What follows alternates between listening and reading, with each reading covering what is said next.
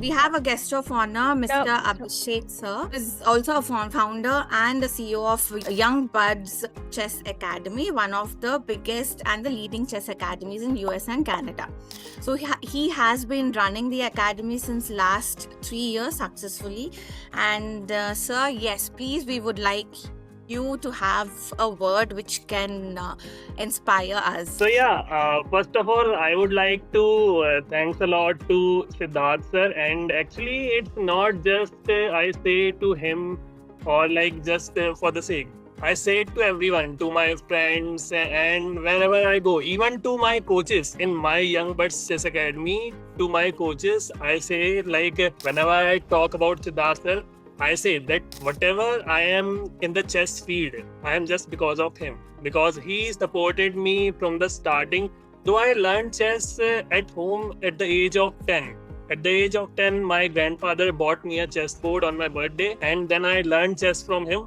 But I wasn't getting the chance to participate in the tournaments or getting into chess professionally. So luckily, when I was in 12th standard, so the brother of Siddharth sir, Srinivas sir, he also runs an institute. Actually, he runs a institute of Commerce Institute. Like it's a very big institute in our area, and I was his student. So he told me about Siddharth sir. Like Siddharth sir is a chess player and all. And I was just very curious, and I met Siddharth sir, and I was his first student, as he told. And after that, I learned chess, and then I went through first tournament in 2018. And after a year of playing tournaments and getting my FIDE rating, Siddharth sir offered me to become a coach also in his academy. And then and actually that time I was in very much need. At that time I was in very much need. I was doing nothing.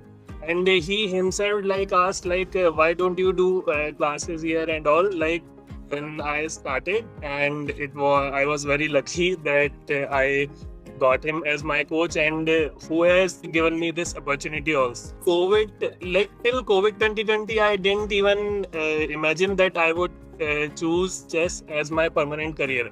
I wanted to be in real estate till that time because my father also runs a real estate business.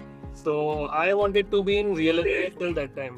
But in COVID 2020, he asked me like, there is great opportunity in chess. If you work here, then you can go great. Then I just started, and after a couple of months only, I told him that now chess is my permanent career.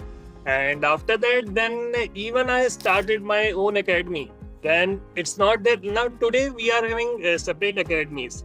Like he is having Brilliance Chess, I am having Young Buds Chess. But it's you might be seeing like जो academies जो होती हैं वो एक दूसरे की competitor होती हैं.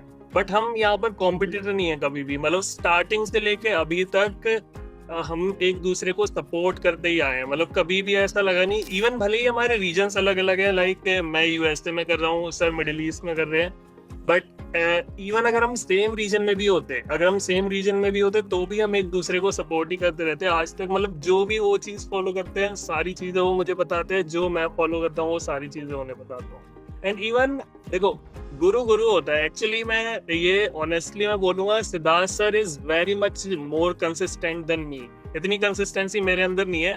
मैं मतलब चीज़ों को करता हूँ बट कई बार मैं कंसिस्टेंसी में लग कर जाता हूँ. और सिद्धार्थ सर अगर कोई भी चीज़ स्टार्ट करते हैं तो बहुत ही कंसिस्टेंट वे में करते हैं. अगर उन्होंने यूट्यूब चैनल स्टार्ट किया तो मतलब उन्हें डेली उसमें कुछ ना कुछ करना है. कोई एक दिन नहीं जाता जिसमें वो कुछ करे ना अपने चैनल के ऊपर. और जब एकेडमी स्टार्ट करी तो एकेडमी में भी 1 साल के अंदर ही उन्होंने, क्योंकि इस टाइम पे कोविड के टाइम पे अगर 2020 में कोई भी स्टार्ट कर, लाइक सर ने बताया, कोविड के टाइम पे कोई भी स्टार्ट करता तो वो बहुत इजीली ग्रो कर जाता. बट यहाँ पर पिछले 4 सालों में क्या हुआ है, बड़ी बड़ी एकेडमीज भी बहुत सारी ऐसी भी थी, 2-4 बड़ी बड़ी एकेडमीज वो भी बंद हो गई, और बाकी छोटी छोटी एकेडमीज का तो नहीं पता चला था. और यहाँ पर सर ने इतने अच्छे तरीके से ग्रो किया है. और I wish like Brilliance Chess Academy, of course, like Brilliance Chess Academy actually is one of the best academy right now, and I want this to be one of the largest academy also in future. और ये like मैं ये honestly बता रहा हूँ, ये मैंने कुछ भी आज मुझे सर ने बोला था कि आप गेस्ट ऑफ ऑनर हो, इन्होंने मुझे पहले ही बताया था. बट इसके लिए पहले मैंने सोचा कि प्रिपेयर करूं, बट मैंने सोचा प्रिपेयर क्या ही करना है, मतलब सच ही बोलना है मुझे, अपनी बस स्टार्टिंग से लेकर अभी तक की जर्नी बतानी है। और बीसीए में मैंने जो होता हुआ देखा है मुझे वो बताना है, तो इसके लिए कुछ भी प्रिपेयर करने की जरूरत नहीं है। तो मैंने आज के लिए कुछ भी प्रिपेयर नहीं किया, जो भी मैं बोल रहा हूँ बस जो मन में आ रहा है एक्चुअल में वो मैं बोलता जा रहा हूँ। सिद्धार्थ सर से मैं जब भी बात करता हूँ तो बहुत बार मैं उन्हें हर बार ही मैं thank you and gratefulness show करता हूँ। तो सर ने मेरे से पहले ही बोला था कि सर आप मेरी तारीफ बहुत करते हो तो कल मत करना, बट लेकिन वो कंट्रोल नहीं हो पाता, इमोशंस कंट्रोल नहीं हो पाते। और जब यहाँ पे भी वो मैं सिर्फ बीसीए के बारे में बात करते हैं, एक्चुअली बीसीए की टीम बहुत अच्छी है। बीसीए में कहते हैं ना लाइक लीडर जैसा होगा वैसी उसकी टीम होगी। सिद्धार्थ सर खुद इतने अच्छे लीडर हैं, सो उनकी टीम भी बहुत अच्छी है। मतलब अभी तक वो जब भी मेरे से बात करते हैं तो अच्छे ही बोलते हैं, लाइक मेरे कोचेस बहुत अच्छे से काम कर रहे हैं और सारी चीजें बताते हैं, लाइक जिस कंसिस्टेंसी की बात कर रहे हैं, और काउंसलर्स के बारे में बताते हैं, Manisha ma'am, Kakon ma'am, Charanjit ma'am, Ruchi ma'am, तो मतलब सब कुछ ही है। मतलब फाउंडर भी कह सकते हैं उन्हें, काउंसलर भी है एंड ऑल, बहुत अच्छे तरीके से सबने मैनेज किया। और लाइक मैंने अभी देखा मनीषा मैम और काकोन मैम की काफी अच्छी है, तो मुझे दिख रहा है यहाँ पर कि हाँ मतलब पहले तो मैंने बस सुना ही सुना था, आज मैं देख रहा हूँ कि हाँ मतलब टीम एक्चुअल में ही काफी अच्छी टीम है सर के पास। मेन चीज है वो हमेशा टीम के वेलफेयर के बारे में सोचते हैं। मैंने वो जब भी बात करते हैं तो उनका मेन यही रहता है कि हाँ हमारे कोचेस सेटिस्फाइड रहने चाहिए और